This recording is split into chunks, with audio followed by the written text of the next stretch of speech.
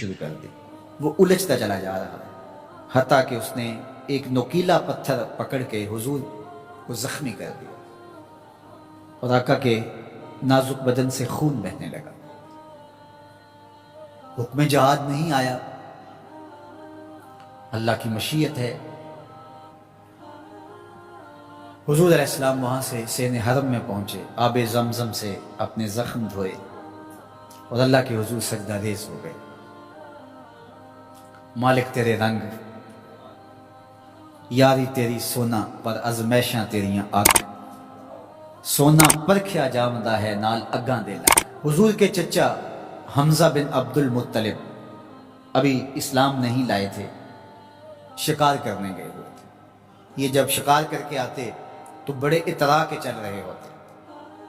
تو دو لونڈیاں آپس میں بات کر رہی تھی کہ اگر اس کو پتہ ہوتا نا کہ اس کے بھتیجے کے ساتھ آج عمر بن حشام نے کیا سلوک کیا ہے تو آج اس کی یہ چال نہ ہوتی.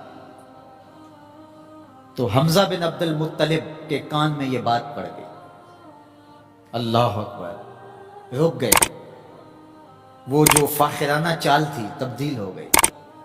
تجسس سے پوچھتے ہیں کیا ہوا، انہوں نے ساری کہانی سنائی. بس غصے میں آ گئے، کمان ہاتھ میں پکڑی تھی، اسی طرح سیدھا سین حرم میں پہنچے.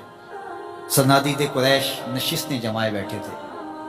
ابو جہل بھی اپنے چیلے چاٹوں کے ساتھ ایک نشست پہ براجمان تھا. کمان کو زور سے اس کے سر پہ مارا اور کہا کیا تو نے محمد کو لاوارث سمجھ لیا صلی اللہ علیہ وسلم. خیر ابو جہل کا سر پھٹ گیا، اس کے چیلے چانٹے اٹھے، لیکن بڑا کائیں شخص تھا ابو جہل. اس نے کہا کہ یہ اس وقت تو تنہا ہے، لیکن اگر سلسلہ چھڑ گیا تو بنو ہاشم بھی آ جائیں گے اور میں نے بہت سری زیادتی کی ہے.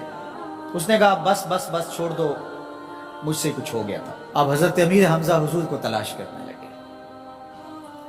اور حضور سین حرم میں سر جھکائے سجدہ ریز تھے اور یہ جا کے پاس کھڑے ہو گئے. یا ابن اخی، اے میرے بھائی کے بیٹے.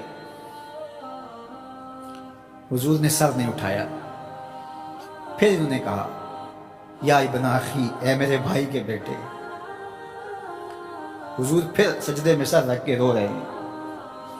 پھر انہیں تیسری مرتبہ کہا یا ابن اخی، اے میرے بھائی کے بیٹے. حضور سجدہ ریز. میاں صاحب فرماتے ہیں اسی کسے دے کچھ نہیں لگ دے تے نہ کوئی ساڈا دردی.